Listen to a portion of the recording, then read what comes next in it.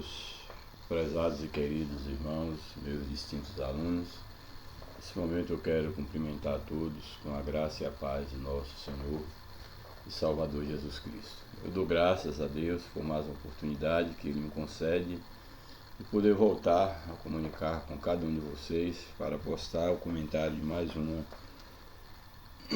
das nossas lições da CPAD. Temos aí a lição de número 9, de 1º de junho de 2025. A lição de hoje tem como título Jesus, o caminho, a verdade e a vida. Louvado seja o nome do Senhor. Esse é um tema muito importante para nós, porque nós vamos ter aqui a oportunidade de meditar sobre um tema bastante abrangente que apresenta Jesus como o caminho, a verdade e a vida. Louvado seja o nome do Senhor. A arte dessa lição eu achei bastante interessante. Na verdade, o título é o caminho, a verdade e a vida, mas aqui houve uma arte muito bem elaborada, uma estrada aqui que representa o caminho com o nome escrito Jesus, e aí vem o título Caminho, a Verdade e a Vida, e aí bastante sugestiva, porque aí temos a imagem de uma estrada, de um caminho, no sentido metafórico, já que caminho a gente remete a algo de chão, pequeno, curto, mas aí tem uma estrada trazendo para contexto moderno, mostrando que Jesus é exatamente a direção. Ele é o caminho, ele é a verdade e ele é a vida. Já fiz isso num outro momento, quando nós fizemos um comentário sobre a verdade em um outro contexto, e aqui eu quero novamente retomar esses 3 conceitos sobre Jesus como sendo o caminho, a verdade e a vida. O que nós temos aqui, o uso desses 3 substantivos acompanhados de um pronome definido, aí no caso o pronome o em o caminho e o pronome a em a verdade e a vida. Bem, é interessante observar que quando nós meditamos nesse texto, é necessário que nós estamos falando de coisas espirituais. Isso é muito importante, por quê? Porque sabemos que a missão de Jesus aqui na Terra foi exatamente resgatar o homem, colocá-lo novamente em contato com Deus, uma vez que o homem havia pecado, havia se perdido, ele havia cortado a relação com Deus, ele havia se perdido na caminhada, ele havia se desviado pela mentira de Satanás e ele havia perdido a vida espiritual. E agora aqui, e também física, agora aqui nós temos Jesus sendo apresentado como o caminho de volta para Deus, como sendo a verdade, a única que coloca o homem em contato com Deus, porque ele é o próprio Deus encarnado, e ele sendo a vida, a única vida eterna que o homem pode adquirir através de Jesus. Então é bom que a gente deixe bem claro que quando nós apresentamos aqui de uma forma definida o caminho, a verdade e a vida, estamos falando de coisas espirituais. Para nós não incorrermos no risco de estarmos limitando o ministério de Jesus, a obra redentora de Cristo, a obra espiritual e a redenção do homem.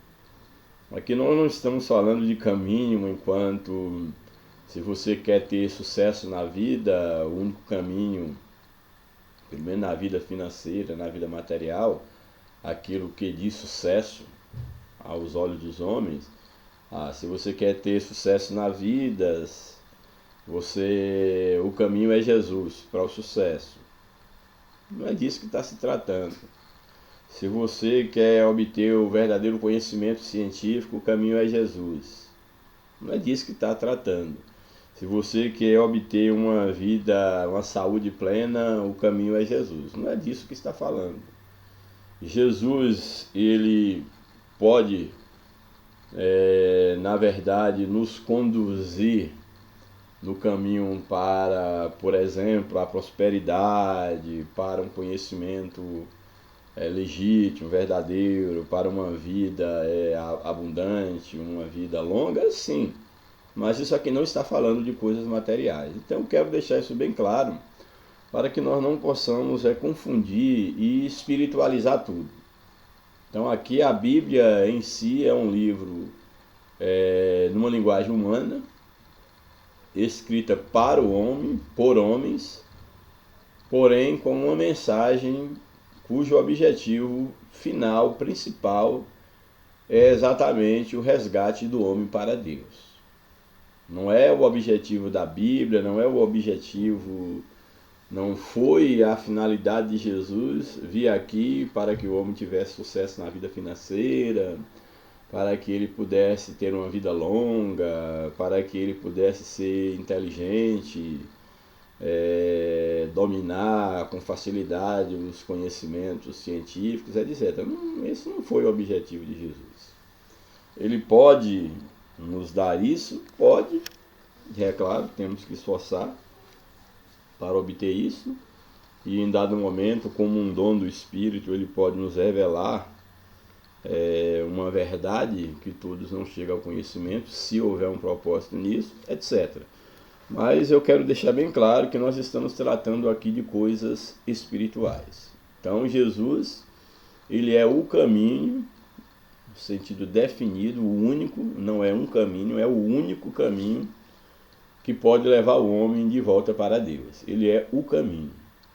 Ele é a verdade, a única verdade que pode libertar o homem, que pode iluminar o caminho do homem de volta para Deus, já que verdade é uma metáfora também de luz. Então Jesus, ele é a verdade, é a única verdade esclarecedora, é a única verdade que coloca o homem em contato com Deus verdadeiro.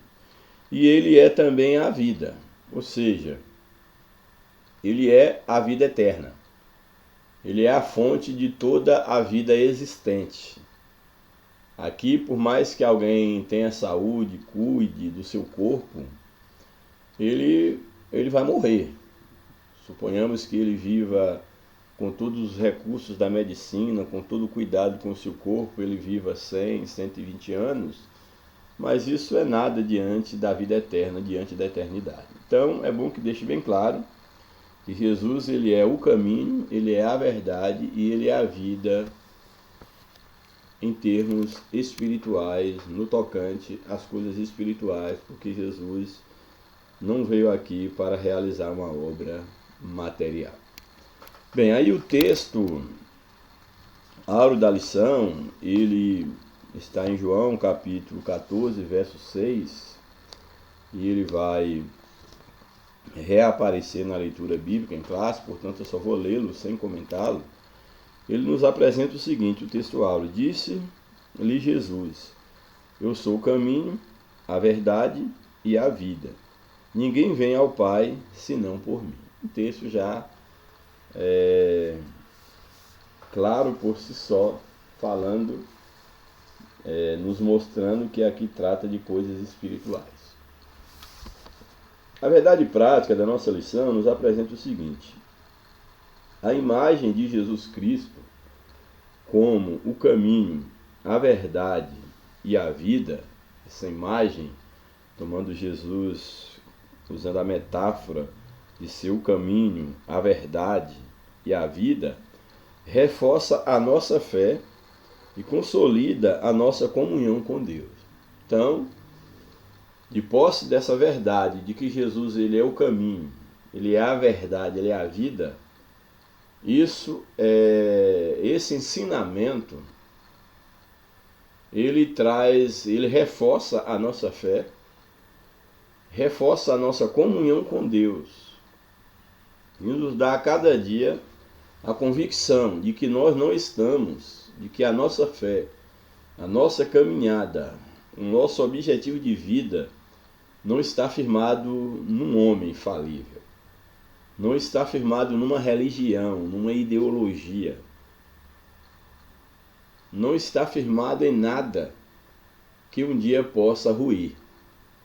Então, quando nós temos a consciência de que nós estamos no único caminho, que nós abraçamos a única verdade, a única vida, para nos colocar em contato com Deus, e esse caminho, essa verdade, essa vida é o próprio Deus na pessoa de Jesus Cristo, isso nos dá segurança para a nossa fé, e isso faz com que nós tenhamos firme uma comunhão de relacionamento com Deus, porque de fato é o próprio Deus, através de Cristo, foi quem nos reconciliou consigo mesmo. Louvado seja o nome do Senhor para sempre. A leitura bíblica em classe nos apresenta o seguinte. Aí o texto é o livro de João, capítulo 14, verso 1 ao verso de número 15. João 14, verso 1 ao verso 15. Aí o verso 1 e o verso 2, na verdade esses três primeiros versos do capítulo 14, e os demais também não são diferentes, mas esses três em especiais são versos bastante conhecidos, bastante lidos, e é claro também o verso de número 6, que é o textual da lição. Então vamos refletir um pouco sobre esse texto. Eu já estou com a garganta, um problema na garganta. Essa época, quando começa a esfriar, minha garganta ela piora um pouco mais. Mas vamos então refletir dentro do tempo que eu tiver condição de falar. Então aí o primeiro verso, o verso 1 do capítulo 14 de João, primeiro a seguir, nos diz o seguinte: não se turbe o vosso coração, credes em Deus, crede também em mim. Aqui Jesus ele está se dirigindo aos seus discípulos, ele está próximo à sua partida, onde ele não estaria mais com os seus discípulos, e ele vai e traz os discípulos preocupados diante dessa realidade, e então ele traz essa palavra de conforto, de encorajamento para os seus discípulos, dizendo a eles: olha, vocês não fiquem perturbados, com o coração desesperados, não perturbem o vosso coração, mas credes em Deus, ou seja, tenha fé em Deus, o meu Pai, e também creia em mim, tenha fé em mim. Ou seja, o Deus que me enviou, ele é fiel para cumprir com a sua promessa, e também eu, como filho, tenho instruído vocês sobre o caminho, que sou eu mesmo, sobre o que vocês devem fazer, e vocês devem descansar em mim. Vocês não devem ficar com o coração perturbado diante das dificuldades que vocês enfrentarão, diante dos problemas, diante das lutas que vocês enfrentarão, uma vez que eu não estarei mais convosco. Num outro contexto ele vai dizer que enviaria o Consolador, mas ele diz exatamente que eles não deveriam perder a esperança, não deveria viver como quem não tem esperança, perturbados pelo fato de que ele voltaria para o Pai. Daí ele vai dizer essas palavras: credes em Deus, crede também em mim. Aí o verso 2 ele diz: olha, na casa de meu Pai há muitas moradas. Se não fosse assim, eu vos teria dito. Se lá não houvesse lugar para vocês, eu teria dito a vocês, pois eu vou preparar-vos lugar. Então aqui Jesus está dizendo, olha, quando eu deixar vocês e eu subir aos céus, vocês não ficam como quem estivesse abandonado, porque na verdade eu cumprirei todo o propósito de Deus que eu vim para cumprir. Eu subirei ao Pai, e quando eu subir, eu irei preparar lugar para vocês. Então vocês não são da terra, vocês não são daqui. A esperança de vocês não morre aqui, não acaba. Não acaba a esperança de vocês. Por quê? Porque na casa de meu Pai há muitas moradas. Se não fosse assim, eu vos teria dito, pois eu vou preparar-vos lugar.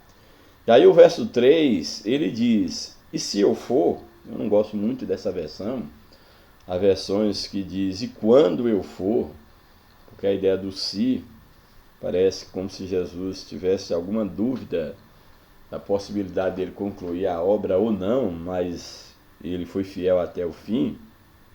Então ele diz, e quando eu for, e vos preparar lugar, virei outra vez e vos levarei para mim mesmo, para que onde eu estiver, estejais vós também. Ou seja, vocês não ficam preocupados, porque quando eu for assunto ao Pai, quando eu subir para os céus, eu vou vos preparar lugar e eu voltarei para levar vocês, para que onde eu esteja, vocês estejam comigo também. Essa é a mensagem que Jesus traz para os seus discípulos. E aí o verso de número 4, ele diz, olha, mesmo vós sabeis para onde eu vou e conheceis o caminho. Aqui eu acho bem importante essa parte do texto, porque Jesus ele passa 3 anos e meio com os seus discípulos, ensinando sobre o Pai, ensinando, manifestando-se como o ungido de Deus, o Messias prometido, o caminho de volta para Deus. E ele então diz para os seus discípulos, vós mesmos sabeis para onde eu vou e conheceis o caminho. E diante dessa afirmação de Jesus, surge então o questionamento de Tomé, um dos discípulos de Jesus. Disse-lhe Tomé, Senhor, nós não sabemos para onde vais e como podemos saber o caminho. Aí nós percebemos que a essa altura, Tomé, ele demonstra ainda uma ignorância em relação ao propósito cabal de Jesus, quanto ao seu plano espiritual, mesmo porque muitos judeus, e não era diferente com os discípulos, eles a princípio, inclusive foi um dos motivos que levou Judas, segundo alguns estudiosos, a trair Jesus. Aqueles que seguiam a Jesus, muitos pensavam que Jesus viria instalar um reino terrestre, livrá-los do poder do Império Romano, para que dessa forma eles pudessem ser livres, ter uma liberdade política, vamos dizer assim. Porém, o que nós percebemos é que a liberdade que Jesus veio propor, veio trazer para o homem, é uma liberdade no aspecto espiritual. E aqui Tomé, o questionamento de Tomé reflete exatamente isso. Quando ele diz, olha, nós não sabemos para onde tu vai e como nós podemos saber o caminho. Aí o verso de número 6, Jesus disse-lhe Jesus, que é o texto áureo da nossa lição. Jesus então disse a Tomé, disse-lhe Jesus, eu sou o caminho. Vocês não sabem qual é o caminho, eu tenho estado com vocês. Eu sou enviado do Pai. Então eu sou o caminho, eu sou a verdade, eu sou a vida. Ou seja, o que Jesus está dizendo para Tomé e para os demais discípulos é que para o homem estar com Deus, para o homem morar nas moradas que ele ia preparar nos céus, era necessário que o homem estivesse em Cristo. Todos aqueles que estivessem em Cristo estariam no caminho, conheceriam a verdade e obteriam a vida eterna, que era o próprio Jesus. E onde Jesus estaria, eles também estariam com Jesus. Isso é claro quando do arrebatamento da igreja, a ressurreição dos mortos e a transformação dos vivos salvos em Cristo Jesus, e os mortos salvos em Cristo. Então é isso que Jesus está dizendo: olha, eu sou o caminho, eu sou a verdade, eu sou a vida. Tomé e falando para os demais: se vós me conheceis a mim, também conhecereis ao meu Pai, porque ele veio do Pai. E já desde agora o conheceis e o tendes visto. Por quê? Porque se vocês me veem, vocês me conhecem. Então vocês já conhecem o Pai, porque vocês conhecem o Filho. É isso que Jesus está dizendo, ou seja, que ele é Deus. Ele está revelando aqui, falando da sua divindade enquanto Deus.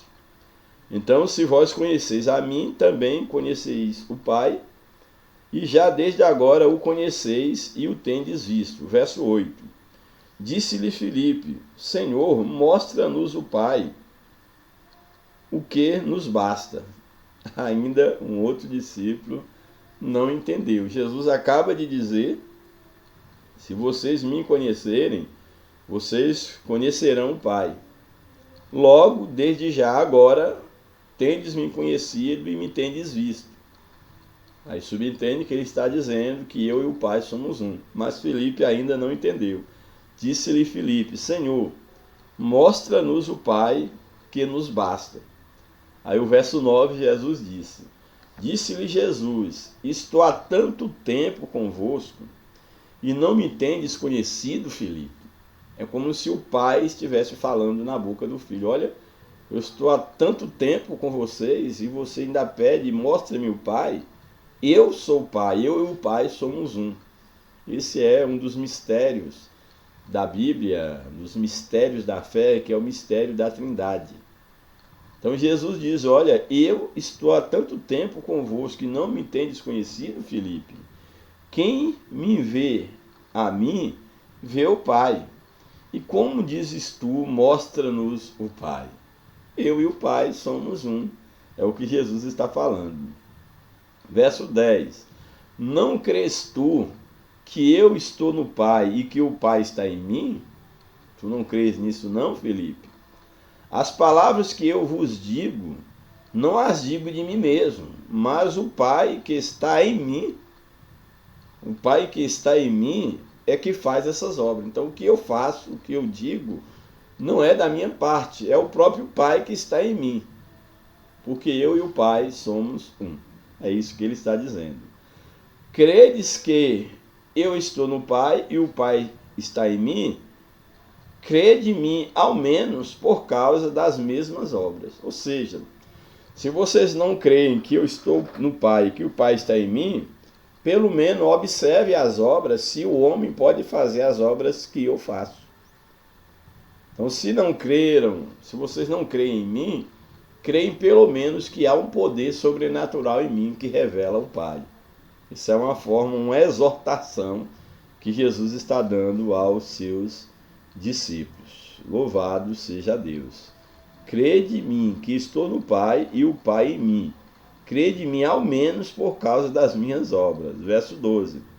Na verdade, mostrando a seriedade do que ele está falando, na verdade vos digo que aquele que crê em mim também fará as obras que eu faço, e as fará maiores do que essas, porque eu vou para o meu Pai. Isso aqui é muito profundo. E Jesus ele está dizendo que as obras que ele faz porque o Pai está nele. Ele vai para o Pai, e aqueles que creem em Jesus e que estão em Jesus enquanto caminho, verdade e vida, eles teriam condição de fazer as obras que Jesus fazia e ainda faria obras maiores, porque ele voltaria para o Pai, e os seus discípulos seria a continuidade, dariam continuidade à obra do Pai, seriam os representantes de Jesus aqui na terra. E eles, Jesus, se no ministério de 3 anos e meio ele fez muitas obras, imagine mais de 2000 anos, aí, ou quase 2000 anos de igreja. O quanto a igreja não tem feito pelo poder de Cristo na sua vida. É isso que Jesus está dizendo. Então, na verdade, vos digo que aquele que crê em mim também fará as obras que eu faço, e as fará maiores do que essas, porque eu vou para o meu Pai. Verso 13. E tudo quanto pedirdes em meu nome, eu o farei, para que o Pai seja glorificado no Filho. Ou seja, quando eu voltar para o Pai, tudo que vocês pedirem em meu nome, eu farei, para que o Pai seja glorificado. Louvado seja o nome do Senhor para sempre. 14. Se pedirdes alguma coisa em meu nome, eu o farei. Se me amardes, guardareis os meus mandamentos. Isso aqui é muito importante. Porque aqui quando Jesus ele diz aqui, olha, se vocês me amardes, vocês guardarão os meus mandamentos, o que ele está dizendo? Se verdadeiramente vocês me conheceram como caminho, verdade e vida, se vocês estão em mim e eu em vocês, vocês irão guardar os meus mandamentos. Então, o ensinamento que Jesus está trazendo aqui, eles pode ser resumido da seguinte forma. Se alguém diz ser cristão, se alguém diz estar em Cristo, ser salvo, ser uma nova criatura, e não obedece a palavra de Deus, e não se esforça, não se coloca à disposição, mesmo com todas as suas dificuldades, para fazer a vontade de Deus, para guardar os seus mandamentos, isso é uma prova de que ele não está em Cristo e o amor de Deus não está nele. Porque a prova de que, de fato, o amor de Deus foi derramado no meu coração é exatamente o meu comportamento, a minha conduta. Não que seja um mérito meu, que eu faço obra para ser salvo, que eu faço obra para estar em Deus, mas o contrário.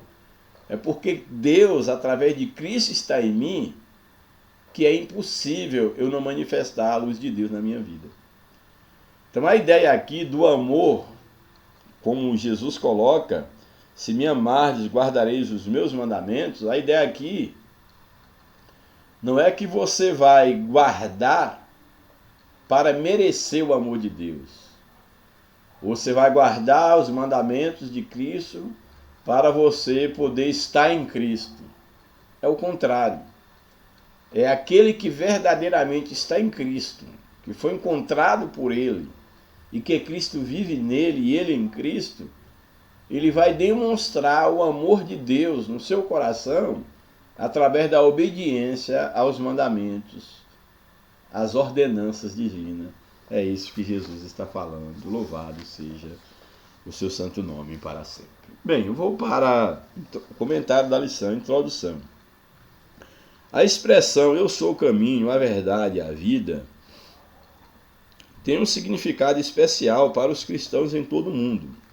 Ela descreve de forma abrangente o Senhor Jesus na realização da obra de salvação. Por isso iremos estudar João 14, onde consideraremos as palavras encorajadoras e as promessas de Jesus contidas neste capítulo, bem como as dúvidas e incertezas que os seus discípulos enfrentaram ao longo da jornada. Além disso, iremos explorar os 3 termos importantes do versículo 6, que é caminho, verdade e vida. Vamos para o primeiro tópico da lição. Tópico primeiro: consolo e promessa do Senhor Jesus. Primeiro subtópico: o caminho, a verdade e a vida. Desde o evento do capítulo 13, quando Jesus se juntou aos discípulos e lavou os seus pés, nós já vimos isso, exemplo de humildade, proporcionando uma importante lição sobre liderança humilde, o seu discurso não se limitou a este capítulo.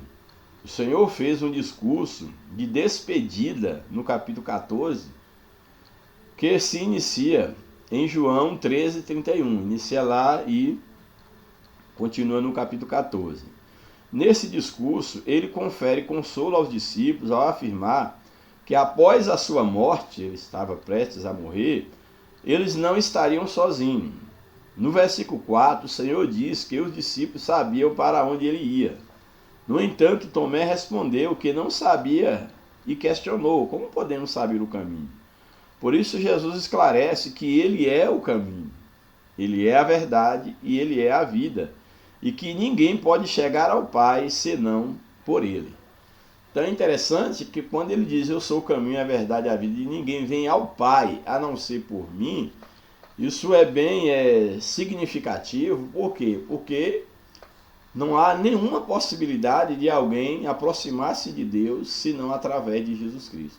Então ninguém vem ao Pai, ninguém chega ao Pai, ninguém entra em relação de paternidade com Deus, ninguém é resgatado do pecado, das trevas, da morte, se não for através da vida que é Jesus Cristo, que é o caminho, a verdade e a vida. Louvado seja o nome do Senhor. Essa afirmação de Jesus revela que ele é o único meio de alcançar o Pai. É a verdade que revela o Pai, e representa assim a verdadeira vida de Deus. Jesus é o próprio Deus entre nós. Subtópico 2. Consolo num cenário de angústia. É evidente que Jesus estava angustiado.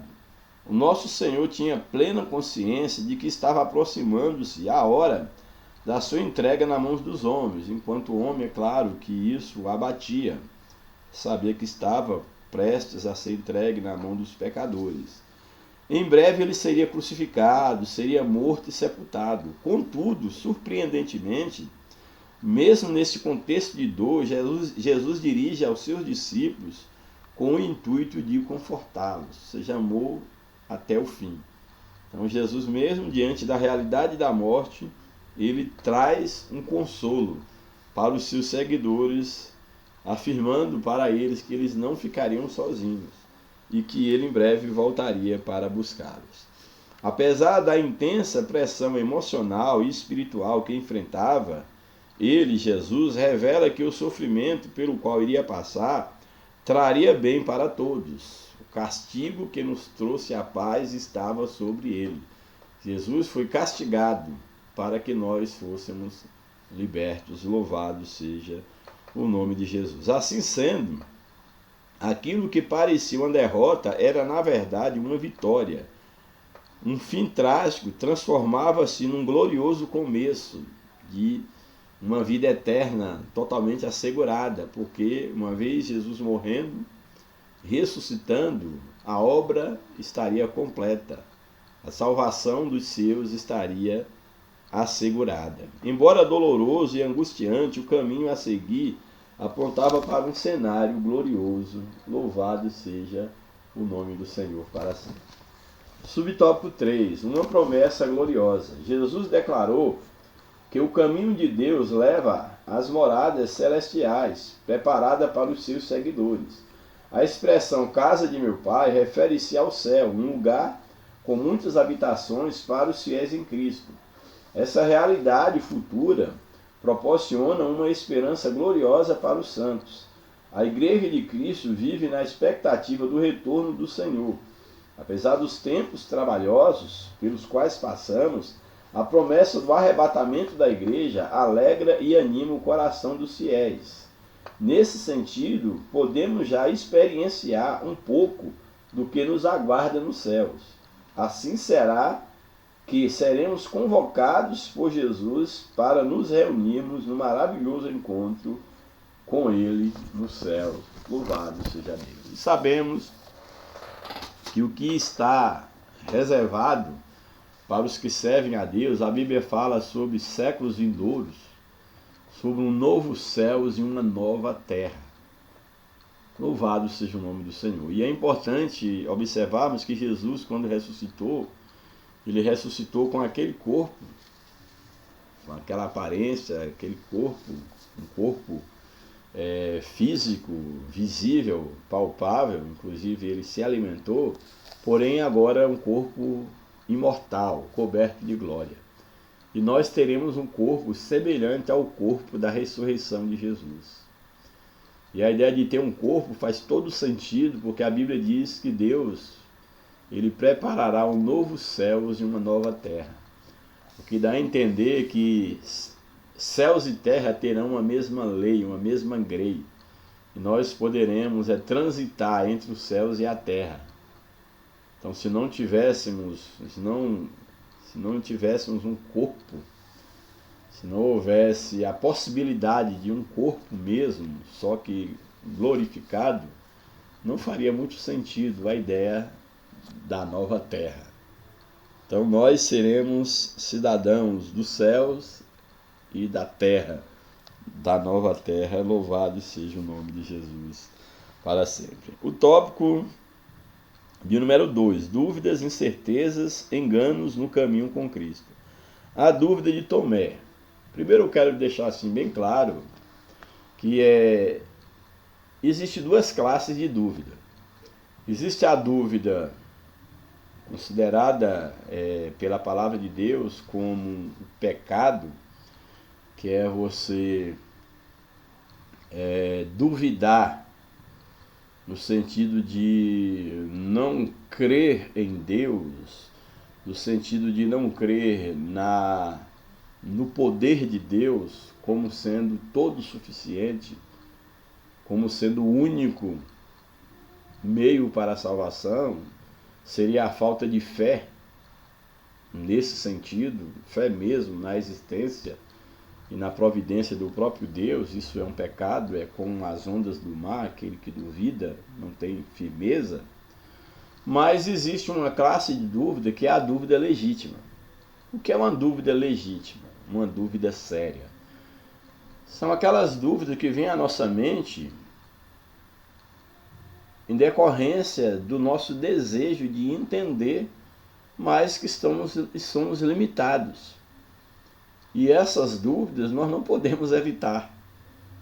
Eu não posso evitar de ter uma dúvida sincera diante de uma coisa que eu não compreendo. Eu não posso evitar ter essa dúvida. Tomé, ele não compreendia, ele estava com dúvida. Era uma dúvida legítima. Senhor, mas quem é o caminho? Jesus esclareceu a dúvida de Tomé. Então, em dado momento da nossa caminhada espiritual, é necessário que você entenda que existe aquelas dúvidas que é a falta de fé, que é a incredulidade, e aí é necessário que a gente peça misericórdia a Deus. Existem aquelas dúvidas que vão assaltar a nossa fé no sentido da gente querer, de uma maneira sincera, compreender o plano de Deus, a palavra de Deus, quais os propósitos de Deus para a nossa vida. E essas dúvidas, elas são legítimas e não há erro nenhum. E nem podemos evitar esse tipo de dúvida. Então nós temos que ter cuidado com os extremos para não querer espiritualizar tudo e de repente eu me deparo diante de uma dúvida e eu não questiono para Deus, não pergunto para o meu pastor, para alguém, porque eu acho que é pecado eu fazer um questionamento, é pecado eu estar com aquela dúvida, uma dúvida sincera, legítima. Eu quero de fato conhecer a verdade. Esse tipo de dúvida é uma dúvida legítima. E toda fé consolidada em Deus, num momento ou no outro, ela vai ser atingida pela dúvida. E uma fé ferida, quando ela passa pelo crivo da dúvida e ela consegue sobreviver à dúvida, é uma fé gigante. É o verdadeiro sentido da fé. É uma fé que não ignora a realidade, mas que consegue prosseguir mesmo diante das dificuldades postas. É uma fé que ela não é esfacelada por uma dúvida, mas É uma fé que ela consegue, ela mesma, superar a dúvida e trazer esclarecimento. Isso é muito interessante. Nós teremos resposta para tudo nessa vida de jeito nenhum.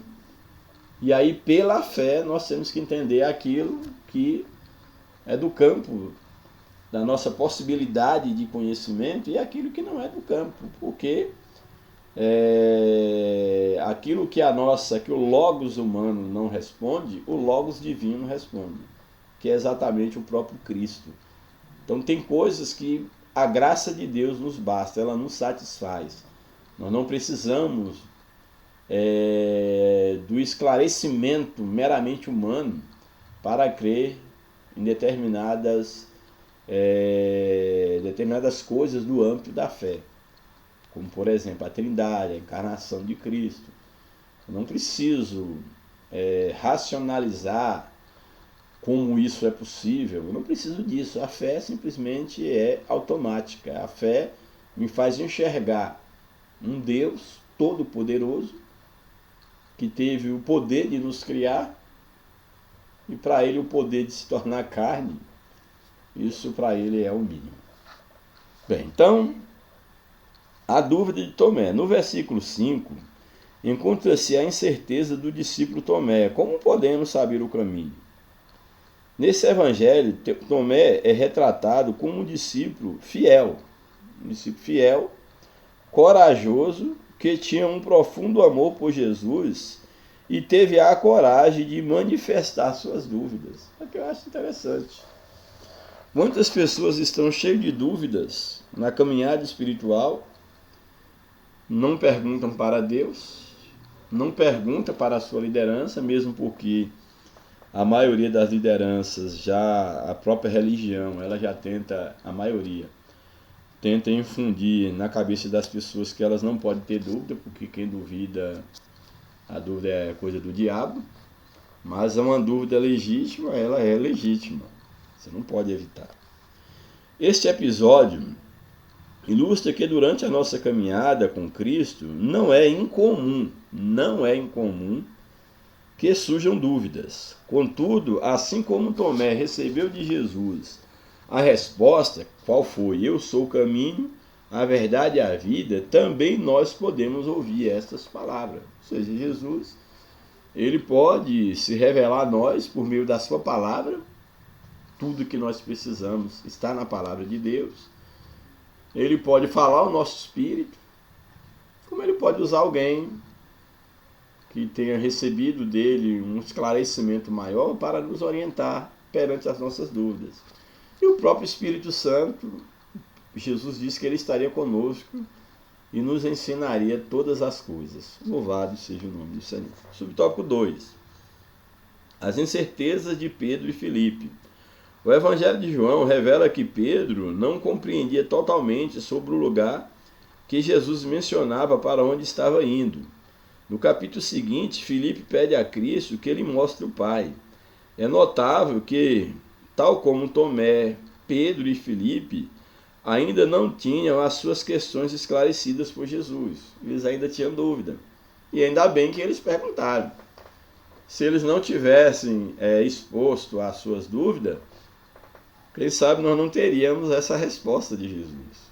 Então percebe o quanto é importante você expressar as suas dúvidas para a sua liderança, numa escola bíblica dominical, colocar as suas inquietações diante de Deus, porque você vai poder, além de receber respostas, você vai poder também levar outros ao esclarecimento. Então, as dúvidas aqui de Tomé, de Pedro e Filipe foram fundamentais para termos os esclarecimentos que nós temos aqui no Evangelho. Eles também enfrentariam incertezas. Nós não somos diferentes deles. Certamente haverá momentos em que nos sentiremos semelhantes a Tomé, a Pedro e a Filipe. Porém, devemos aprender a escutar o Senhor Jesus Cristo. Então, não vai ser diferente. Haverá momentos de dúvida, de incerteza, de segurança, mas nós temos que aprender a perguntar a Deus, colocar diante de Deus nossas inquietações e aprender também a ouvir a voz de Deus, porque Deus fala sem nenhuma dúvida. Tenho experiência o suficiente para dizer que Deus, ele fala conosco, ele nos responde. Agora, o grande problema é que muitos têm perdido a sensibilidade espiritual. Não conseguem ouvir a voz de Deus. Estão afundados na incredulidade. São tomados pelas ideologias desta vida. Mas quando você mantém a tua sintonia com Deus, quando você mantém a comunhão com Cristo, a sua sensibilidade espiritual à voz de Deus, ela será aguçada. Louvado seja o nome do Senhor para sempre. Subtópico 3. O engano de Judas Iscariote. Em João 13, é revelado que nosso Senhor anunciou que um dos seus discípulos iria traí-lo. Essa pessoa era Judas Iscariote, seu discípulo. Ele acompanhou Jesus, mas não conseguiu interiorizar os seus ensinamentos. Essa atitude sim de Judas era um engano. Ele estava totalmente enganado, ele não entendeu a proposta de Jesus. Então não conseguiu interiorizar os seus ensinamentos e por isso não depositou fé suficiente no Filho de Deus. Assim sendo, traiu-o vendendo por 30 moedas de prata. Lamentavelmente, Judas não reconhecia Jesus como Salvador. Não cria, duvidava que Jesus era o Salvador divino. Ele via mais Jesus como um Salvador humano. Alguém que viria, quem sabe, resgatá-los do poder do Império Romano. Lamentavelmente, Judas não reconhecia Jesus como Salvador e Redentor da humanidade pecadora. A sua visão do Messias restringia-se a questões sociais e políticas para libertar Israel da opressão romana. Portanto, por meio de Judas, aprendemos a importância de não confundir as nossas prioridades enquanto seguimos a nossa jornada com Cristo. Isso aqui é muito, muito interessante. O engano de Judas Iscariotes. Nós temos que ter cuidado porque Judas ele não entendeu o propósito da missão de Cristo e confundiu quais eram as prioridades do reino de Deus. Esperava um Jesus guerreiro, e esse Jesus não se manifestou e ele então vende o seu mestre. E é possível que no decorrer da nossa jornada espiritual nós sejamos levados por uma vida secular, de interesse que nada tem a ver com o reino de Deus, e com o passar do tempo nós perdermos de vista quais são as prioridades do reino, quais são os verdadeiros valores que nós devemos cultivar, que é o valor da ética, da moral cristã, das virtudes espirituais que devemos desenvolver, todas essas virtudes ensinadas e vistas em Jesus e pelos homens e mulheres piedosas que o serviram ao longo da história. Mas, como Judas, nós corremos o risco de, na caminhada, nós não entendermos o propósito de Deus e passarmos a viver em torno dessa vida, do aqui e agora. Perdermos a sensibilidade espiritual e, infelizmente, vendermos Jesus, trocarmos a nossa fé, negociarmos o inegociável e nos afastarmos de Deus. E quando dermos por conta, estamos totalmente distantes de Deus. Que Deus nos guarde em nome de Jesus. O tópico 3 e último. Caminho, verdade e vida. Primeiro subtópico. Eu sou o caminho. Como analisado em lições anteriores, a expressão eu sou representa um título que revela a natureza divina, o grande eu sou, que se apresentou a Moisés lá no deserto.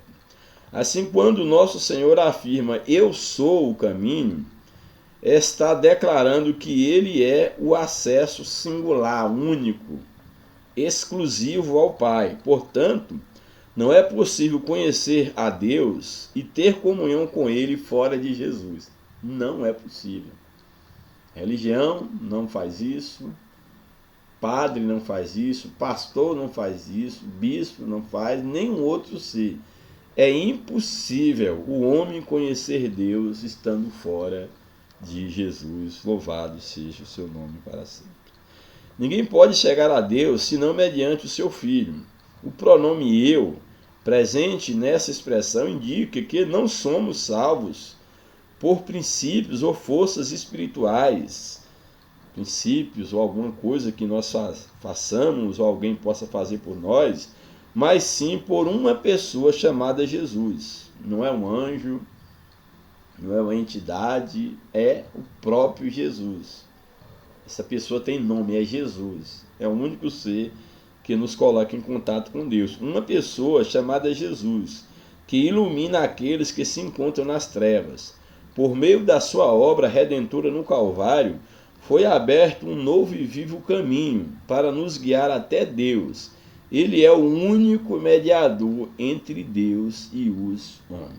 Grave isso. Jesus é o único mediador que faz mediação entre Deus e o homem.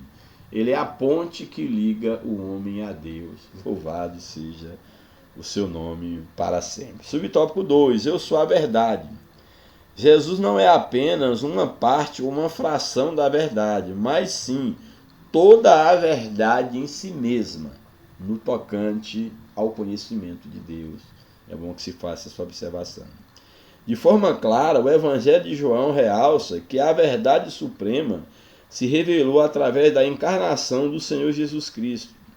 Assim sendo, a verdade absoluta, imutável, incondicional, em termos de conhecimento, de levar o homem para Deus, encontra-se plenamente expressa em Cristo.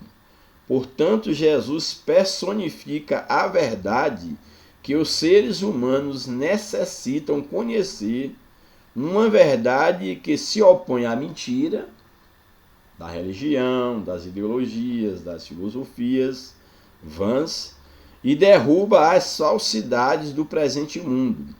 Apenas essa verdade provém de uma fonte confiável de revelação redentora que ilumina o conhecimento acerca do Pai. Como falei, estamos tratando de coisas espirituais. E por fim, eu sou a vida. A vida mencionada aqui não diz respeito à vida física ou ao sopro vital, mas à vida que contrapõe a morte espiritual, que é a vida eterna. Por meio da vida eterna concedida por Jesus, refere-se à verdadeira vida espiritual obtida pela obra redentora realizada no Calvário. Esta realidade espiritual ocorre porque nosso Senhor Jesus possui vida em si mesmo, ele é a vida. Ele é a fonte, como também o doador de vida eterna. Louvado seja o nome do Senhor. Então, vida eterna só em Jesus. E, por fim, a conclusão da nossa lição. Reconhecer Jesus como o caminho, a verdade e a vida oferece-nos a oportunidade de esclarecer as nossas dúvidas e incertezas existenciais em termos espirituais. Ter o Senhor como o caminho, a verdade e a vida proporciona consolo nos momentos difíceis da vida.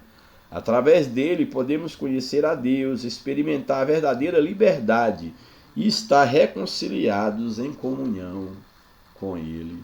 Louvado seja o nome de Jesus. Então, se você de fato quer experimentar a verdadeira vida, a vida com Deus, Jesus, Ele é o caminho, Ele é a verdade e Ele é a vida. Que Deus abençoe a tua vida, a tua família e que você que ainda não teve um encontro com Cristo, provai e vede que o Senhor é bom. Você não sabe o que você está perdendo. A melhor escolha que um homem, uma mulher, um jovem, um adolescente, a melhor escolha que o ser humano pode fazer é entregar a sua vida a Cristo, ou melhor dizendo, ser encontrado por Cristo, porque sem Cristo todos estão perdidos. Que Deus nos abençoe, que a bênção de Deus esteja sobre a tua vida, da tua família, que a graça de Cristo possa encher o teu coração, que você possa ser iluminado pelo Senhor, que você possa ter uma experiência com Jesus que salva, não com a religião, mas que você possa ter o privilégio de ter uma experiência de salvação ao lado de Cristo. Confesso para você que está me ouvindo, meu amigo, minha amiga, meu querido aluno, minha querida aluna, busque ao Senhor enquanto se pode achar, invoque-o enquanto está perto, porque um dia você pode procurá-lo e será tarde demais. Digo com experiência, não há decisão melhor do que ter Cristo na vida, do que permitir-se ser encontrado por Cristo, do que viver uma vida para Deus, apesar das nossas fraquezas, das nossas falhas. Somos pecadores, não somos melhores do que ninguém, mas a única diferença daquele que serve a Deus é porque ele tem consciência de que é um pecador e ele não tenta se justificar a si mesmo, mas ele persegue o objetivo, que é deixar Cristo ser gerado na sua vida, até que ele alcance um ponto dele não viver mais a sua vida, mas Cristo passar a viver em si. Que Deus nos abençoe, que o Espírito de Deus continue falando ao teu coração, que a bênção de Deus esteja sobre a tua casa, a tua família, em nome de Jesus.